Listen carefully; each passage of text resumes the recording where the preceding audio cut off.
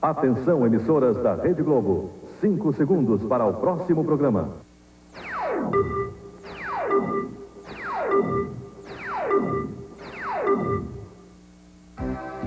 Jornal Nacional. Oferecimento Sadia. Peru Sadia. Tenro e saboroso. Seu Natal merece. Preso o traficante que tinha a ajuda até de comissários de bordo para transportar drogas. Um comissário já está detido e outros 8 estão sendo investigados. O presidente eleito Fernando Henrique Cardoso se despede do Senado depois de 12 anos na casa. No discurso de despedida, ele defende a parceria com a sociedade. Apontando as prioridades corretas, fiscalizando a aplicação dos recursos e participando diretamente da execução. O trabalhador vai ter cartão magnético para controlar o fundo de garantia. A morte de uma mulher faz o governo inglês rever as regras que permitem a hipnose. O Palmeiras consegue uma liminar e garante Edmundo na decisão com o Corinthians. O Jornal Nacional está começando.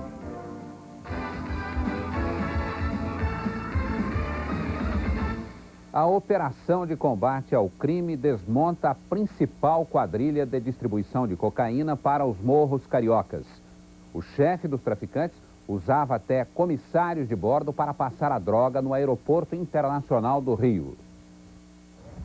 Carlos Alberto Moreira é o maior traficante preso desde o início da Operação Rio. A polícia diz que ele é ligado à máfia italiana e comanda a principal quadrilha de distribuição de drogas e armas para os morros da cidade.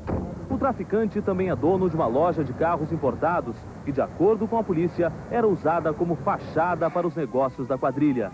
Na casa de luxo onde Carlos Alberto morava, foram apreendidos 2 quilos de cocaína. 2 homens que trabalham para ele também foram presos. O traficante Noel Marques e o doleiro Luiz Carlos Rufino Albanese, dono de uma casa de câmbio que, segundo a polícia, lavava o dinheiro da quadrilha. Os 2 vinham da Colômbia de carro com 8 quilos de cocaína. A quadrilha distribuía 30% da droga nos morros do Rio. O resto era levado para a França e Espanha. A prisão dos traficantes levou a polícia a descobrir uma nova conexão do tráfico que funcionava no Aeroporto Internacional do Rio. Uma falha na segurança permitia que a droga fosse embarcada sem passar por qualquer fiscalização. A Polícia Federal descobriu que a cocaína era levada para a Europa por comissários de bordo. Ao contrário dos passageiros, a bagagem deles não era revistada na hora do embarque. Um comissário já está detido e outros 8 estão sendo investigados. 9 horas de rebelião no presídio de segurança máxima de Guarulhos, na Grande São Paulo. Os presos fazem 17 reféns e destroem um pavilhão inteiro. Fogo na penitenciária de Guarulhos. A prisão, com fama de ter segurança máxima, virou uma espécie de fortaleza dos quase 800 presos que se rebelaram. A polícia militar cerca a penitenciária, mas evita partir para o confronto. A rebelião começou de manhã, quando os presos se preparavam para pôr em prática um plano de fuga. A polícia descobriu a tempo, mas não conseguiu controlar a revolta dos presos, que praticamente destruíram aquele pavilhão ali do meio. E o pior de tudo, eles pegaram 17 pessoas como reféns. O carro da PM sai levando um ferido. É um preso que se machucou tentando pular o muro. As negociações para libertar os reféns começam via rádio, até que o diretor da prisão sobe na muralha para conversar frente a frente com os presos.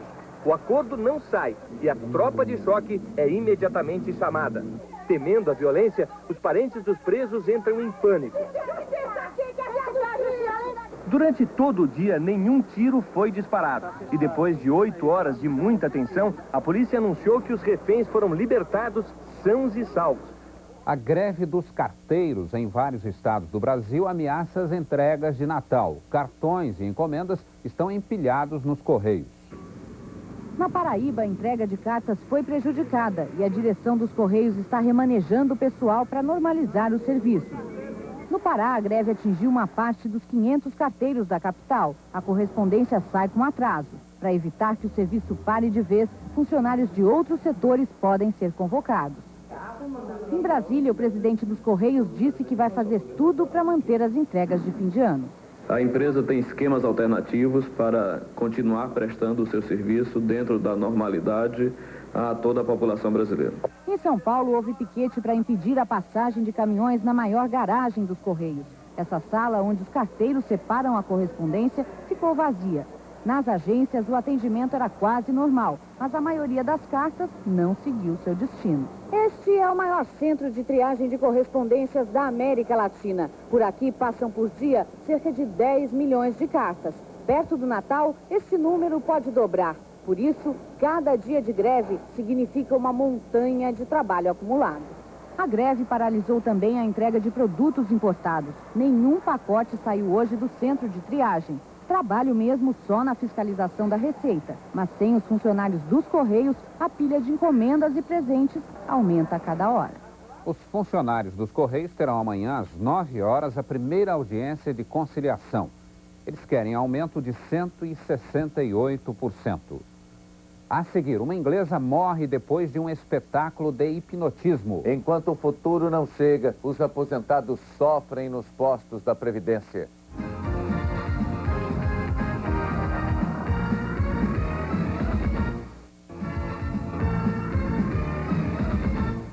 A hipnose sob suspeita na Inglaterra. A morte de uma mulher e problemas psiquiátricos num rapaz podem ter sido consequência de sessões públicas de hipnotismo. Nas histórias em quadrinhos, o mágico Mandrake só usava seus poderes hipnóticos para o bem. Na vida real, o hipnotismo como espetáculo pode ser perigoso. O governo britânico proíbe shows de hipnose que induzam as pessoas a comportamentos perigosos ou indecentes ou a regressões no tempo. Só que na prática a lei não é respeitada e agora 2 casos trágicos obrigaram o governo a encarar o assunto como coisa séria. Esta mulher, mãe de 2 filhos, morreu 5 horas depois de ter sido hipnotizada num palco. Em transe, teria sofrido um choque simulado de 10.000 volts e ela tinha fobia de eletricidade. Durante outro show de hipnotismo, um jovem nos seus 20 anos regrediu à idade de 8 e nunca mais voltou ao normal. Psicólogos dizem que a hipnose é apenas um prodígio da autossugestão. Este senhor, que já foi hipnotizado, diz que não perdeu a consciência em momento algum. O mais famoso hipnotizador da Grã-Bretanha, Paul McKenna, garante que acidentes só acontecem com profissionais irresponsáveis. Mas foi ele que hipnotizou o jovem de 20 anos, que até hoje se comporta como uma criança de 8. Um cartão magnético facilita a vida do trabalhador na hora de controlar o saldo do fundo de garantia. Banco fechado não impede o acesso a informações da conta corrente. Baixa um cartão magnético, um terminal e pronto. Se obtém o extrato. E esse é um sonho para todos esses trabalhadores que querem saber o saldo da conta do Fundo de Garantia por Tempo de Serviço, que eles abastecem com 8% do salário todos os meses. E a placa de informações na agência já avisa. É preciso esperar na fila. E esse cartão magnético vai decretar o fim das filas para as consultas do Fundo de Garantia por Tempo de Serviço. Basta passar o cartão do trabalhador em qualquer um dos terminais da Caixa Econômica Federal para se obter o extrato e o saldo da conta do fundo. Cartões como este vão ser enviados para 50.000 trabalhadores do Distrito Federal ainda esse mês. E até março, todo trabalhador com conta ativa do Fundo de Garantia por Tempo de Serviço e dados cadastrais atualizados também vão receber um cartão em casa gratuitamente. E esse cartão vai ser ainda um aliado contra as fraudes no Fundo de Garantia. A Previdência mostra no Rio como vai ser no futuro o posto de atendimento, onde computadores falam com o segurado. Mas hoje, os aposentados continuaram sofrendo num posto onde os funcionários não gostam de calor. A revolta da aposentada Regina Fontes tomou conta da fila. Eram 7 da manhã, na hora de abrir o posto do bairro de Botafogo, na zona sul do Rio, quando o segurança avisou que hoje ninguém seria atendido. Os funcionários se recusavam a trabalhar por causa do calor. O ar-condicionado quebrou. Na fila de 300 pessoas estavam também muitos acidentados para fazer perícia médica. A agência não abriu hoje e só volta a funcionar na segunda que vem, quando o ar-condicionado for consertado. Eu estou há 27 anos sofrendo nesse posto, há 27 anos. Não são 27 minutos, não. É o posto mais incompetente desse país. O desabafo do aposentado foi no mesmo bairro onde o ministro da Previdência, Sérgio Cutolo, foi conhecer um posto modelo, super moderno, que promete acabar com o sofrimento dos aposentados. os 15 milhões de segurados vão poder receber informações pelo fax ou telefone. Mas a grande novidade é a máquina que fala com o aposentado. Para facilitar a vida de quem só vai a um posto do INSS buscar informações, a Previdência sonha espalhar por aeroportos e shoppings de todo o país máquinas como essa. Basta um simples toque de dedo para ter todas as informações dos computadores da Previdência. O seu benefício foi negado devido à conclusão médica contrária. A máquina ainda é o modelo que o INSS quer adotar a partir do ano que vem. A Previdência acha que o computador vai ajudar a combater as fraudes e a diminuir a confusão nos postos. Daqui a pouco, o presidente eleito elogia o papel do Congresso na redemocratização. E a seguir, os temporais continuam castigando o interior de São Paulo.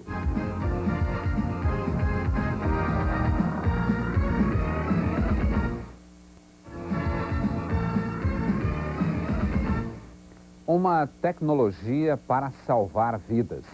Em 2 anos, o Serviço de Meteorologia americano vai poder alertar a qualquer momento para o perigo de uma catástrofe. Enchentes, furacões, terremotos, incêndios. Há 20 anos, o governo americano chama atenção para situações de emergência, mandando alertas que são transmitidos pela televisão ou rádio. Isso tudo vai mudar. Há uma nova tecnologia que chegará às pessoas em qualquer lugar, a qualquer hora, e não será preciso que a televisão ou rádio estejam ligados. O novo processo é uma forma de comunicação digital em que sinais ativam e ligam a televisão, o rádio, o telefone celular ou o bip para dar uma notícia de emergência. Principalmente as regiões do interior serão as mais beneficiadas. Este é um teste que já foi realizado de acordo com o novo sistema. E daqui a 2 anos, todos os aparelhos de televisão e rádio que forem vendidos nos Estados Unidos terão que conter um chip de computador para receber os sinais. Vai funcionar assim. O Serviço de Meteorologia descobre que um furacão está chegando. Usando códigos, avisa as emissoras locais de televisão e rádio e o recado é transmitido como se fosse a legenda da novela.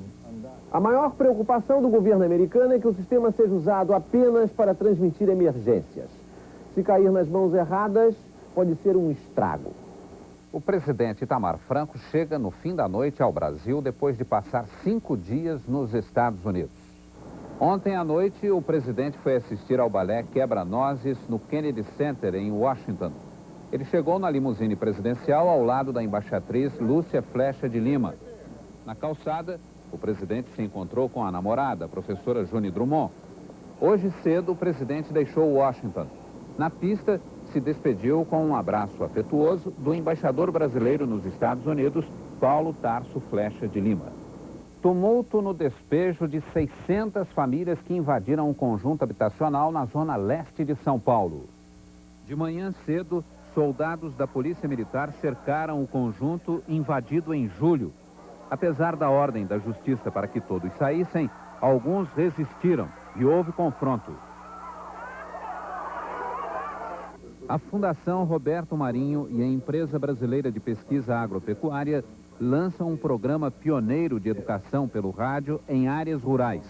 O acordo foi assinado no Rio com a presença do presidente das Organizações Globo, jornalista Roberto Marinho. Um temporal de 40 minutos no início da tarde provoca estragos em Bauru, interior de São Paulo. Os comerciantes fecharam as portas por causa da água. Vários carros foram levados pela correnteza. Os motoristas ficaram ilhados. Esta mulher foi salva pela polícia militar. Um homem teve que lutar para não ser levado pela enxurrada. Mais um dia de sol e calor em quase todo o Brasil. A grande massa de ar quente que cobre boa parte do país dificulta a passagem das frentes frias que se aproximam do Rio Grande do Sul. A quinta-feira deve ser ensolarada na região mais clara. Na área listrada, sol com pancadas de chuva à tarde e à noite. Nesta pequena faixa escura, tempo nublado e pode chover. No extremo norte, um dia chuvoso. A temperatura máxima chega a 36 graus no Rio de Janeiro, 33 em São Paulo e no Recife, 31 em Brasília e 30 graus em Belo Horizonte. Os advogados de Paulo César Farias vão tentar mudar o regime de prisão determinado pelo Supremo Tribunal Federal antes que a sentença seja publicada pelo Diário da Justiça. Os irmãos de Paulo César Farias ficaram até de madrugada no batalhão de choque da Polícia Militar. Segundo eles, PC estava muito abalado e deprimido. Hoje cedo, a única visita foi do motorista Roberto Maciel, que levou frutas, gelo e jornais. Roberto Maciel, que foi denunciado por destruição de provas, acabou sendo absolvido pelo Supremo. À tarde, os irmãos voltaram ao batalhão de choque. Os advogados querem entrar com uma ação no Supremo antes da publicação da sentença no Diário da Justiça. Em janeiro, Paulo César Farias já terá completado 1/6 da pena. Com base na lei, os advogados vão tentar que a prisão em regime semiaberto, que deve ser cumprida em prisão agrícola ou industrial, seja transformada em regime aberto. O que está estabelecido na lei para o regime aberto é que, durante o dia, o apenado pode exercer suas atividades normais. À noite, nos dias santos e feriados, se recolheria à chamada casa de albergado, que não é um estabelecimento prisional. O piloto Jorge Bandeira, que está foragido desde a decretação da prisão no ano passado, deve se apresentar à Justiça para o cumprimento da pena, segundo informaram hoje os advogados da defesa. Jorge Bandeira foi condenado a 1 ano e 2 meses de prisão em regime aberto. A seguir, o presidente eleito promete acelerar as privatizações. Advogados lutam agora para tirar PC da cadeia.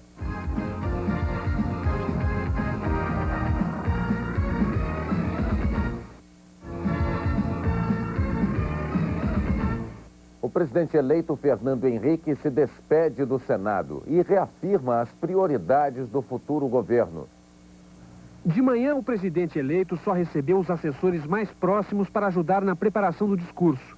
Antes da sessão no Senado, o ministro da Fazenda, Ciro Gomes, fez o primeiro apelo de unidade no futuro ministério. O senador Zé Serra, todos sabem, é um homem brilhante, é um homem muito competente. E eu apenas pondero que ele precisa tomar cuidado para não gerar uma tensão dentro do governo. Às 3 da tarde, o presidente eleito entrou na casa onde exerceu 12 anos de mandato.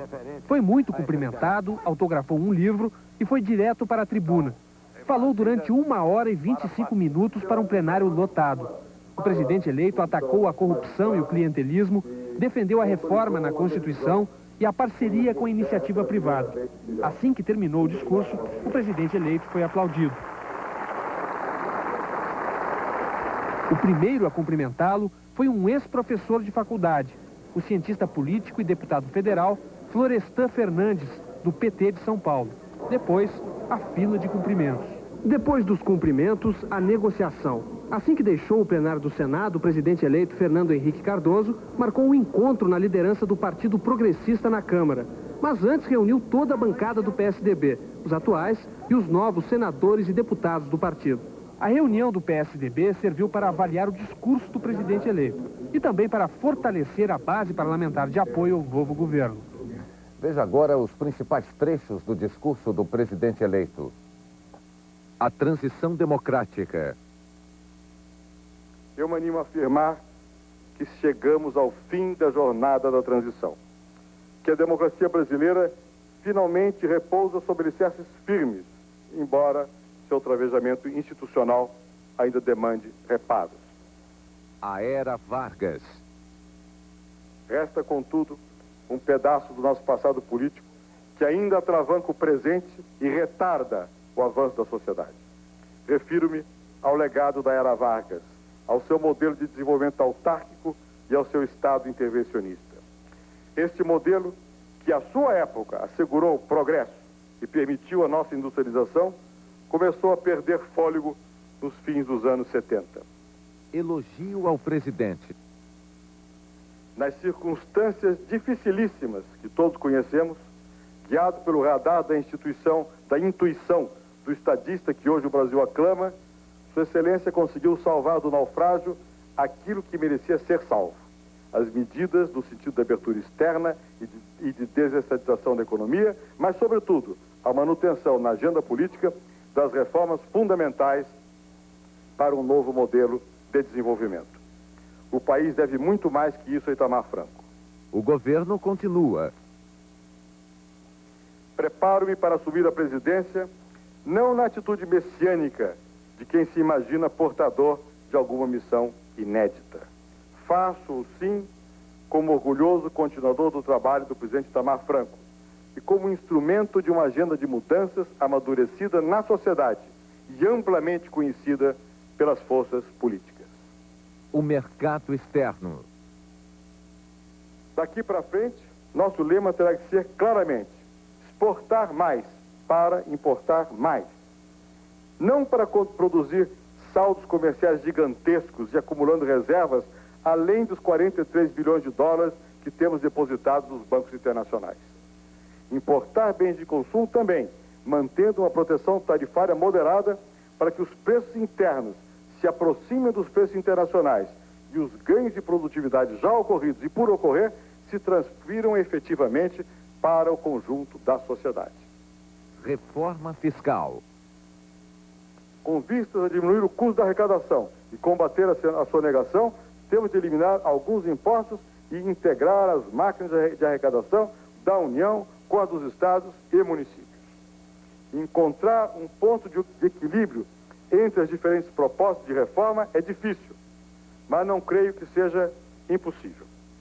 Privatização acelerada. O processo de privatização deve ser acelerado e estendido a outras atividades e empresas do setor de energia, transportes, telecomunicações e mineração. Mantidos os critérios essenciais de transparência e valorização do patrimônio público, o próprio conceito de privatização deve ser ampliado. O real. O primeiro ponto é a continuidade e o aprofundamento do processo de estabilização econômica. Não como um fim em si mesmo, mas como condição para o crescimento sustentado da economia e para o resgate da dívida social. Previdência social. Nosso sistema previdenciário padece de um desequilíbrio estrutural grave. A prevalência exclusiva, grifo, do critério de tempo de serviço, caso praticamente único no mundo, cria uma distorção social e financeira que se aprofundará verticalmente nos próximos anos, pois ao mesmo tempo que as pessoas se aposentam mais jovens, mais tem aumentado a sua expectativa de vida. Será indispensável mudar os critérios de aposentadoria para uma fórmula que combine tempo de serviço com idade mínima. Parceria com a sociedade.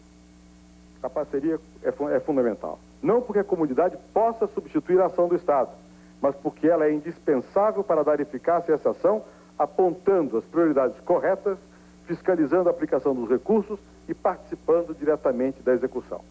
Os privilégios do monopólio. O monopólio estatal corre hoje outro risco, o de ser um guarda-chuva de privilégios corporativos, de associações espúrias com interesses privados e um obstáculo à realização dos investimentos necessários em setores vitais da infraestrutura. O presidente eleito acaba de ratificar no Senado Federal todo o seu programa da campanha eleitoral. Até porque, sobre matéria econômica, o programa de governo já está lançado, já está funcionando, já tem quase um ano de carreira, o Plano Real. O ministro do Plano virou presidente do Plano. E, portanto, com toda a condição política agora para fazer passar no Congresso as reformas de que o Real precisa, as reformas que o país exige. Entre outras, a tributária, a previdenciária, a administrativa, a patrimonial, dando carona à abertura dos monopólios estatais para o ingresso e o reforço de capitais privados na telecomunicação, no transporte, na energia e até no petróleo. Reformas que vão ajustar o funcionamento do setor público e acelerar a recuperação do setor privado. Isso deve derrotar a inflação, fortalecer a moeda, expandir os investimentos, a produção, o consumo, o emprego. Em resumo, o presidente eleito fez hoje no Senado um verdadeiro discurso de posse. A seguir, Corinthians e Palmeiras afinam a pontaria para a decisão. E as luzes e cores do Natal já enfeitam as cidades por todo o Brasil.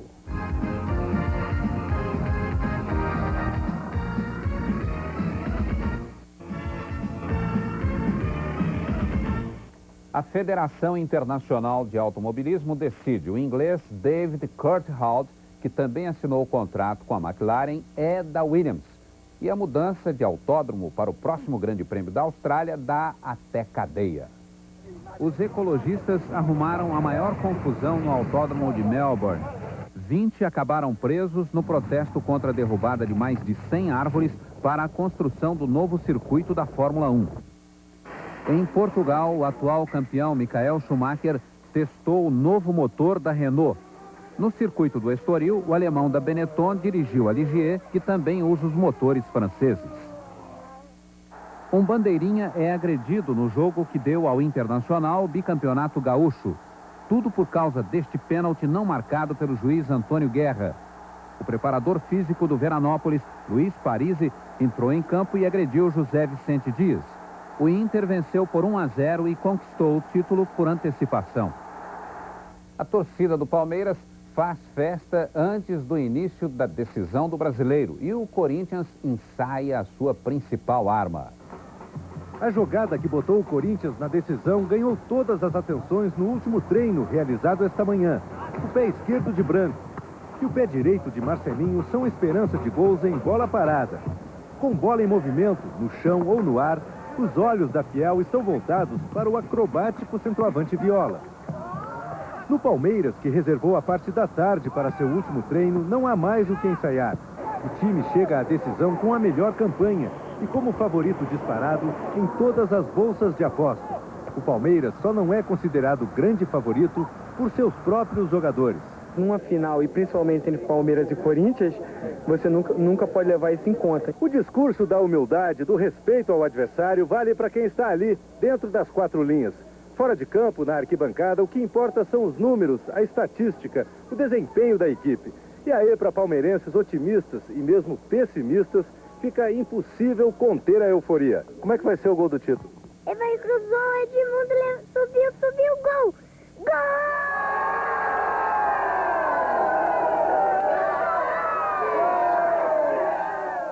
E o Palmeiras consegue o reforço que mais queria. O atacante Edmundo vai jogar amanhã, graças a um efeito suspensivo concedido pelo Superior Tribunal de Justiça Desportiva. As cidades se enfeitam para o Natal. São milhares de luzes que brilham iluminando as noites. E as cores da festa já estão nas ruas em todo o país. No Natal, Gramado, a cidade do chocolate, adoça os olhos dos turistas. São tantos e tão bonitos os efeitos que a decoração ganhou o nome de Natal Luz. Em Canela, também na Serra Gaúcha, o espetáculo não é diferente. 2 milhões de lâmpadas enchem as ruas. No coração de Fortaleza, a Praça do Ferreira também é só luz no cenário de Natal. Parece até céu estrelado esta árvore gigante de Belo Horizonte com 22 metros de altura. Cascatas descem do alto dos edifícios, unidas por 5.000 metros de fios. Curitiba tem presépio em tamanho natural na escadaria da Universidade Federal do Paraná. O casarão antigo, embrulhado para presente, não ficou no escuro. Passa os dias de Natal enfeitado com luzes, muitas luzes. No Rio, as árvores ganham formas e 1000 cores. São desenhadas por balões metalizados e se transformam em brinquedo enquanto não chega a hora de abrir o presente. Os decoradores sempre tentam inovar. Se não é na ideia, é no tamanho. Este shopping no Rio criou uma decoração de Natal que ninguém mais vai esquecer. Vai ficar registrada no Guinness Book, o livro dos recordes. Aqui no estacionamento foi montado um sino gigante, mais alto que um prédio de 15 andares e com movimentos iguaizinhos ao de um sino de verdade. À noite, ele ainda fica mais bonito. Se ilumina com 700.000 lâmpadas. São 50 metros de altura, 15 toneladas de peso. O maior sino do mundo.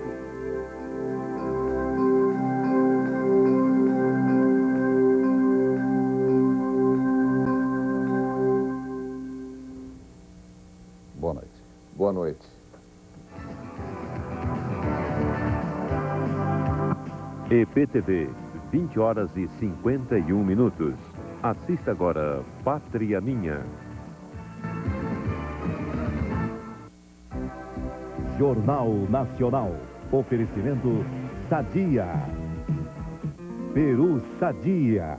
Tenro e saboroso. Seu Natal merece. Fim de ano na Globo. Dia 20. Roberto Carlos. Especial.